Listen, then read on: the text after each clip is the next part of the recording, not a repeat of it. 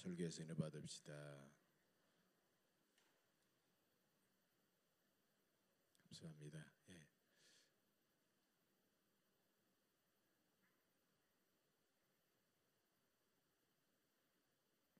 내가 낫기를 원하느냐. 우리 주님의 이 물음에 우리 자신의 믿음을, 주님을 향한 사랑을 생각하면서 은혜 받는 그런 시간이 되시기를 바랍니다. 성경은 기적의 책입니다. 수많은 기적들이 신구약을 막론하고 들어 있습니다. 어떤 사람은 성경에서 기적을 빼버리면 성경책 앞뒤 표지만 남는다 이렇게 말하는 사람이 있어요. 기적을 빼버리면 성경책 앞뒤 표지만 남는다. 그래서 기적을 믿을 때, 또 기적을 믿게 되면 살아계신 하나님을 만나게 되고 하나님을 믿을 수가 있고, 또 하나님을 믿게 되면 그 수많은 기적들이 실제적인 사건으로 믿어지고 또 나를 위한 사건으로 다가오게 된다는 겁니다. 어떤 사람이 말하기를 제법 성경에 대해서 좀 아는 사람 같았어요. 성경에 나온 이야기는 꾸며낸 이야기다. 이스라엘 백성이 홍해를 육지같이 걷는 것은 홍해가 갈라져서 그런 것이 아니라 원래 홍해 바다가 15cm 갈대밭이었다. 그래서 15cm 되는 갈대밭을 걷는 것이다. 이렇게 잘난 체를 했어요. 그러니까 그 말을 듣고 있던 사람이 이렇게 말했다고 합니다. 그것은 더 놀라운 기적이네요. 그렇다면 그것은 더 놀라운 기적이네요. 이스라엘 백성을 추격해온 애굽의 군대, 애굽의 수백만, 수십만의 군대는 15cm 바닷물에 다 빠져서 다 죽었으니까요. 그 사람은 홍해가 갈라졌다라는 것을 부인하려고 했지만 애굽의 그 엄청난 군대가 홍해바다에 빠져 죽은 사실은 전혀 잊어버렸던 것입니다. 정말 맞는 말입니다. 오늘 요한복음에도 7가지 기적들이 나옵니다. 근데 요한복음에 나온 기적은 기적이라고 하지 않고 표적이다. 영어로는 사인, 헬라어로는 세메이언이라는 말을 써요. 이 표적의 목적은 뭐냐면 예수님은 우리를 치유하고 우리를 구원하러 오신 메시아다. 이게 표시낸다라는 거예요. 이게 보여준다라는 거예요. 그래서 표적입니다. 표적. 첫 번째 표적, 예를 들면 첫 번째 표적이 뭐냐? 갈릴리 가나의 혼인집에서 맹물을 포도주로 만든 사건이에요. 예. 그럼 이 표적은 물이 변화해 포도가 됐다 이걸 보여주려고 하는 게 아니라 예수님은 사람이나 물질을 변화시킬 수 있는 전능하신 하나님이시다. 이걸 보여주는 거예요. 그 다음에 요한복음 6장에 보면 네 번째 표적이 나오는데 오병이어의 표적입니다. 오병이어의 표적은 예수님은 질적인 변화는 물론이고 물질과 다른 어떤 것을 많게 할 수도 있고 적게 할 수도 있다는 거예요. 물질의 양을 크게 할 수도 있고 이런 어떤 전능하신 그런 하나님이시다라는 것을 보여주는 거죠. 오늘 본문은 세 번째 표적입니다. 예수님은 명절에 예루살렘으로 올라가셨어요. 명절에는 예루살렘이 수많은 사람들이 몰려와가지고 발 디딜 틈이 없이 수많은 사람들이 아주 북적북적 그랬어요. 그때 많은 사람들은 자기 나름대로의 어떤 것을 찾아가게 되는데 예수님도 찾아갔지만 권력층이나 부유층이나 종교 지도자들을 찾아간 것이 아니라 수많은 병자들이, 고통받고 외로운 병자들이 있는 바로 그것을 찾아가셨습니다. 바로 그것에는 많은 병자들, 맹인들, 다리 저는 사람들, 손 마른 사람들, 그런 사람들이 누워있는 바로 베데스다 연못이라는 것을 찾아가게 됩니다. 지금 영혼과 육신의 질병으로 고통받고 계십니까? 우리 주님께서 찾아오실 줄로 믿습니다. 인생의 무거운 짐을 지고 고통받고 계십니까? 우리 주님께서 찾아오시는 그의 은혜를 입으시기를 간절히 바랍니다. 근데 베데스다라는 말은 히브리 말로 자비의 집, 긍휼의 집 이런 뜻을 가지고 있어요.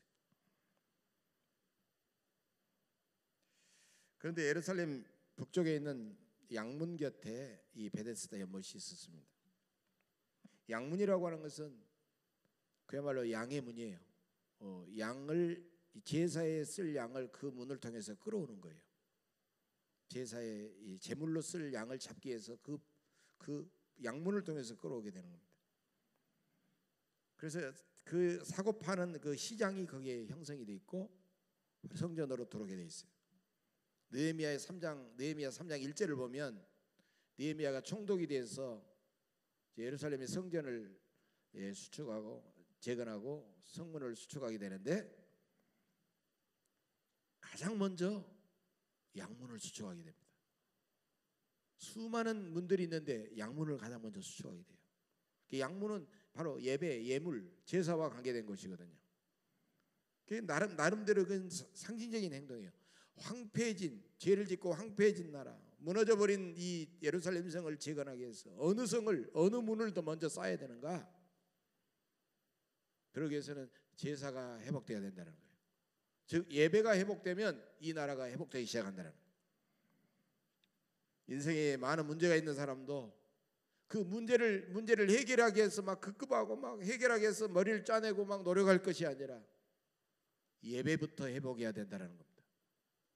힘들고 어려울 때, 질병이 있고 자녀들의 문제, 사업의 문제, 온갖 어려움이 있을 때 먼저 예배를 회복하시는 여러분들이 되시길 간절히 바랍니다.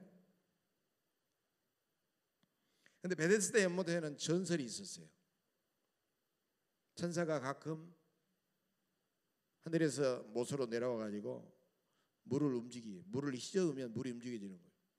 그러면 가장 먼저 그 연못에 내려가는 사람은 어떤 병이든지 낫게 된다. 그런 연설이 있었어요.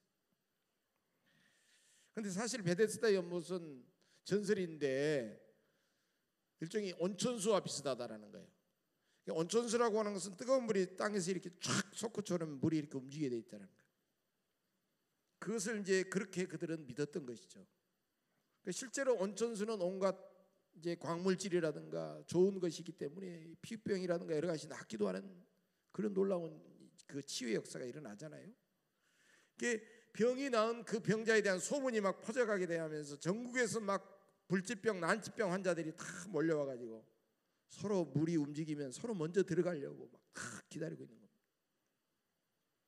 그러니까 베데스다 연못은 자비의 집이라는 이름과는 맞지 않는 정말 전혀 다른 모습이었다는 거죠. 서로 먼저 들어가려고, 서로 다른 사람을 밀치고 서로 먼저 들어가려고 하는 치열한 생존 경쟁의 현장이었다는 거예요. 바로 예수님은 그 치열한 생존 경쟁의 현장인 베데스다 연못을 찾아오셨다는 겁니다. 오늘날 우리가 사는 치열한 경쟁사의 축소판이 바로 베데스다 연못이었다는 겁니다. 그러나 오늘 본문을 보면 우리가 아무리 해결하기 어려운 문제를 가졌을지라도 예수님께서 그것을 찾아오시고 예수님께서 그 문제 해결하시면 얼마든지 모든 문제가 능히 해결될 수 있다고 하는 것을 우리에게 보여주고 있다는 겁니다. 예수님을 진정으로 우리가 믿고 예수님의 말씀에 순종하며 살아간다면 우리에게 어떤 문제가 있을지라도 우리가 지혜가 부족하고 능력이 부족하고 우리가 연약할지라도 우리가 믿고 우리가 모시는 예수님 한 분으로 충분하신 줄로 믿습니다. 우리는 그런 믿음을 가져야 되는 거예요. 주님 저에게 오십시오. 예수님 한 분이면 저는 충분합니다. 여러분 우리는 이것을 믿어야 된다는 겁니다. 예수 그리스도를 믿고 영접하는 것은 예수님을 믿기 이전 내 고집과 내 생각과 내 지혜로 살아왔던 이전에 나는 다 죽고 이제는 나는 예수님과 함께 살아간다는 거예요. 그래서 예수님을 믿는 순간 예수 믿기 이전에 나는 죽었다라는 자기 죽음을 우리는 선언하고 고백하면서 살아야 된다는 거예요. 프랑스의 위대한 여류 영성가 잔 느기용, 저는 가끔씩 이 말씀이 너무 좋습니다. 이분은 이런 말을 했어요. 그리스도인이 누구인가? 그리스도인은 자기 죽음을 경험한 사람이다. 자기 죽음은 뭐인가? 자기 죽음은 자기에 대한 전적인 무관심이다. 과거의 나는 하나님 앞에 싹 잊어버리고 미래의 나는 하나님 앞에 다 맡겨버리고 현재의 나는 하나님 앞에 다 드려버려라. 이것이 자기 죽음이라는 거예요. 내 안에서 나는 없는 겁니다. 예수님께 다 드려버리고 잊어버리고 예수님께 맡겨버리는 그런 나만 있는 겁니다. 예수 그리스도를 믿고 예수를 나의 주인으로 영접하는 우리는 오직 이제는 나를 위해서 사는 것이 아니라 예수님을 위해서 살기 때문에 나의 문제는 더 이상 나의 문제가 아니라 예수 그리스도의 문제라는 겁니다. 나의 생명도 건강도 자녀도 사업도 나의 꿈과 비전도 다 이전에는 내가 죽기 전에는 내가 해결해야 될 문제지만 내가 이제 예수를 믿는 순간 이것은 다 예수님의 문제가 되는 것이다. 이젠 그 모든 문제들을 내가 믿고 순종하는 예수님께 다 맡겨버리고 예수님만 바라보시기를 간절히 바랍니다. 그런데 오늘 본문을 보면 예수님께 베데스다 연못에 오셨지만 그 누구도 예수님을 바라보지 않았습니다. 예수님에게 관심을 두지를 않았습니다. 서로 먼저 연못에 들어가겠다고 다른 사람을 막 밀쳐내고 자기가 먼저 연못에 들어가겠다고 치열한 생존 경쟁의 현장의 모습을 보여주고 있다는 거예요. 그 순간 예수님은 그 치열한 경쟁에 감히 나설 수 없는 38년 된 병자를 주님은 바라보셨습니다.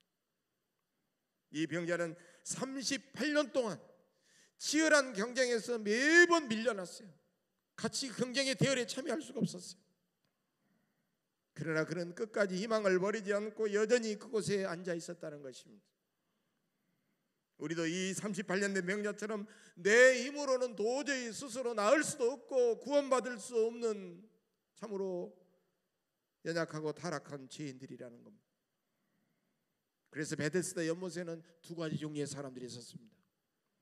자기 힘으로 병을 고쳐보겠다고 경쟁하는, 치열하게 끝까지 경쟁하는 사람들이 있었고, 또한 38년 동안이나 자기 힘으로는 병을 고칠 수 없다고 그냥 앉아있는 그 사람이 있었다는 거예요. 자기 힘으로 병을 고쳐보겠다고 하는 사람은 다른 사람을 물리치고 내가 들어가면 되는 거예요. 내 힘으로 살아겠다는 그런 사람이에요. 그러나 자기 힘으로 병을 고칠 수 없어서 38년 동안이나 가만히 앉아서 누군가가 양보해 주겠지, 누군가가 나를 저 연못에 넣어주겠지라고 기다리는 그 사람일 수 있었다는 겁니다. 사람의 심령을 깨달아 보신 하나님께서 38년 된 그 환자의 마음을 어찌 모르시겠습니까? 낫고 싶고자 하는 그의 간절한 소원과 열망을 왜 주님은 못 느끼시겠습니까? 예수님은 이 병자의 그런 고통과 외로움과 슬픔을 아시고 그를 바라보시고 그를 향하여 다가가십니다.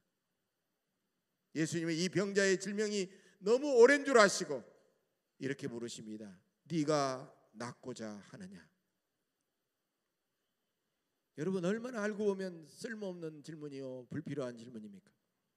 어찌 보면 이 병자에게는 정말 조롱하는 말처럼 들릴 수도 있습니다. 38년 동안이나 어떻게 하든지 병을 나아보려고 그 연못가에 앉아있는 사람에게 네가 낫고자 하느냐? 그러나 이 질문은 네가 낫고자 하느냐, 이것은 너는 꼭 낫고 싶으냐, 너는 낫기를 간절히 원하느냐, 이런 뜻입니다. 참으로 낫고 싶은 강렬한 열망을 주님은 확인하고 싶으신 것입니다. 그래서 이 물음은 병자의 심령에 더 뜨거운 열망의 불을 붙였습니다. 여러분, 솥에 물이 팔팔 끓여야만이 그 생쌀은 나중에 익어가지고 밥이 되는 거예요. 고기하고 야채하고 막 섞어놔가지고 거기다가 이제 고추장을 이렇게 해가지고 훅 져서 놓으면 물이 펄펄펄펄 충분히 끓여야 그것은 찌개가 먹을 수 있는 찌개가 되는 겁니다.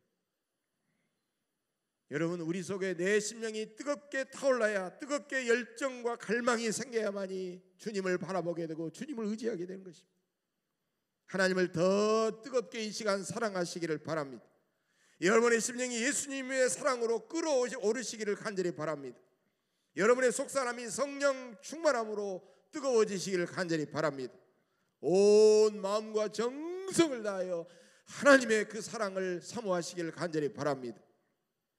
위대한 믿음은 뜨거운 열망으로 나타나는 것입니다. 뜨거운 열망의 사람이 위대한 믿음의 사람입니다. 자기 인간적인 생각으로 쉽게 판단하고 쉽게 포기하고 쉽게 절망해버리는 것은 하나님의, 나를 향한 하나님의 사랑과 능력을 무시하는 겁니다. 성경 주석가 윌리엄 바클레이 박사는 이런 말을 했어요. 절망에 주저앉아 있는 사람, 팔짱 끼고 구경만 하는 사람, 게으름에 늘 계속해서 주저앉아 있는 사람은 하나님의 기적을 어떤 경우에도 볼 수가 없다라고 그렇게 말을 했습니다. 자신의 죄와 허물 때문에 쉽게 포기한다면 자신을 위해 보혈을 흘리신 예수님의 그 놀라운 사랑을 무시하는 것입니다. 우리가 주님 저의 죄를 용서해 주옵소서 이렇게 간구하면 우리 주님은 너의 죄를 다 용서하고 기억하지도 않겠다라고 주님은 말씀해 주실 것입니다. 이 시간 주님께서 내가 낫기를 원하느냐라고 묻는다면 주님 앞에 이렇게 고백하십시오. 주님, 예, 낫기를 원합니다. 주님, 우리의 소망은 오직 주님뿐입니다. 죄의 심령은 주님의 은혜로 펄펄 끓고 있습니다. 주님을 향한 열망으로 끓고 있습니다. 우리의 가정도, 우리의 식구도, 우리의 교회도 주님을 사랑하며 그 열망으로 펄펄 끓고 있습니다. 그런데 여러분, 오늘 38년 된 병자가 그렇게 말했다고 하면 얼마나 좋겠습니까? 그러나 이 38년 된 병자는 그렇게 말하지는 않습니다. 내가 낫고자 하냐 이렇게 묻되 주여 물이 움직일 때 나를 못에 넣어주는 사람이 없어 내가 가는 동안에 다른 사람이 먼저 내려가나이다. 매번 이 사람은 물에 내려가는 것을 시도는 했어요. 그러나 그는 너무 병이 깊어서 몸을 움직일 수 없어가지고 느릿느릿 가다 보면 재빠른 다른 사람이 가고 그래서 38년이나 되는 시간이 지난 겁니다. 나를 못에 넣어주는 사람이 없다. 영어 성경에 보면 I have not a man 이렇게 돼 있어요. 나는 한 사람을 갖지 못했다 그 말입니다. 나에게는 한 사람이 없다라는 거예요. 내가 내려가면 내는데 내가 내려갈 수 있도록 한 사람이 나를 도와주면 되는데 내가 내려가지 못하고 있어요. 당신이 내가 갖고 싶은 그 사람입니까? 당신이 나를 저 연못에 내려가게 해줄 수 있습니까? 그런 말이에요. 예수님은 자기를 치유해 주는 분이 아니에요. 자기를 구원해 주시는 분이 아니에요. 내가 단지 연못에 내려갈 때 좀 도와주시는 분이다라는 거예요. 우리 주님께서 그 사람의 마음을 아시고 혹시라도 서운해하시면서 네가 어찌하여 나를 구주로 받아들이지 못하느냐, 네가 내가 구주인 것을 얻지 못하느냐라고 책망할 수도 있잖아요. 그런데 나를 도와줄 그 한 사람을 내가 가지지 못했다라고 절망하는 그 사람을 주님은 찾아가시고 그 사람의 죄와 연약함을 비웃거나 조롱하지 않습니다. 오히려 긍휼히 여기시며 그를 찾아가시고 그를 향하여 이렇게 명령하십니다. 일어나 내 자리를 들고 걸어가라. 일어나 내 자리를 들고 걸어가라. 그 사람의 믿음의 상태, 그 사람의 모습 그대로를 그대로 인정하고 받아들이고 용납하고 위로하며 그에게 치유를 선언하신 겁니다. 얼마나 놀라운 위로와 치유의 말씀입니까? 이 놀라운 주님의 음성이 여러분의 심령 속에 여러분에게 들려지시기를 주의 이름으로 간절히 축원합니다. 어떤 소년이요 엄마와 함께 애완용 개를 사고 파는 애완용 개를 파는 상점을 찾아갔습니다.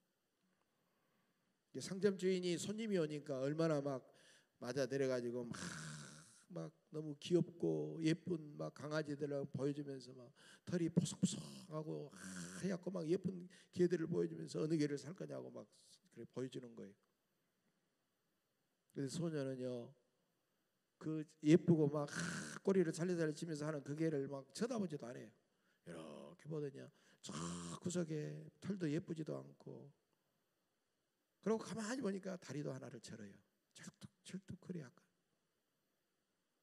근데 자꾸 거기에 눈이 가는 거예요. 그러면서 소년이 다가가니까 그 강아지는 더 막 그냥 절뚝거리면서 더 막 뛰고 막 꼬리를 물고 난리가 났어요. 엄마, 이 강아지 사주세요. 엄마는 애가 탔어요. 아야, 예쁜 강아지도 많은데 왜 하필이면 그 강아지를 사달라고 그러니? 주인도요. 아주 앞에 있는 예쁜 강아지들이 더 비싸고 더 좋으니까 이 강아지 어떠냐? 이 강아지 거기에 손길도 눈길도 주질 않는 거예요. 엄마, 저는 이 강아지 살래요. 저는 이 강아지가 좋아요. 계속 이야기하는 거예요. 하도 이 소년이 계속 우기니까 할 수 없이 그 아이를 이기겠어요. 그래라. 그러고 그 강아지를 이제 돈을 주고 샀습니다. 그리고 그 강아지를 품에 안고 이렇게 가게 문을 나서는데 상점 주인이 그 소년의 모습을 이렇게 보고는 가슴이 뭉클해졌어요. 소년이 다리를 철뚝거리면서 그 소년이 상점문을 가고 있었어요.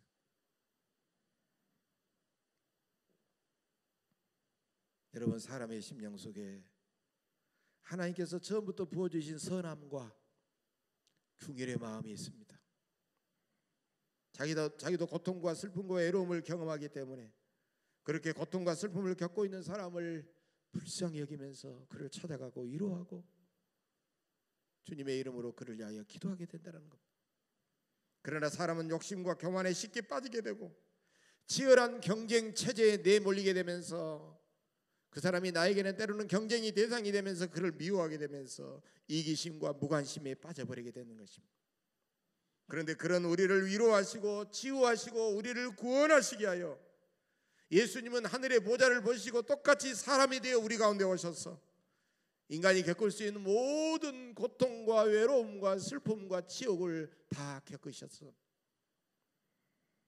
예수님은 태어나자마자 헤롯 왕에게 죽지 않으려고 애굽으로 피신갈 수밖에 없었습니다. 가족의 오해와 불신 때문에 고통당하셨습니다. 배고프고 머리둘 곳이 없는 고통과 서러움을 주님은 겪으셨습니다. 사랑하는 제자에게 배신당하셨습니다. 자기를 철석같이 끝까지 따르겠다고 장담하던 사랑하는 제자에게 부인을 당하셨습니다.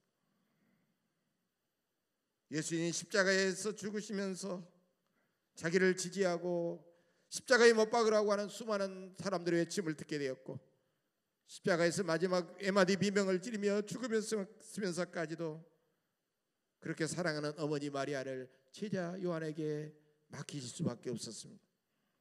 예수님은 사람의 영혼과 육체가 겪을 수 있는 극심한 고통과 외로움과 슬픔과 치욕스러움을 주님은 다 당하셨습니다. 그래서 예수님은 우리의 고통과 외로움과 슬픔을 충분히 이해하시고 공감하시고 위로하시고 치유해 주시고 구원해 주십니다.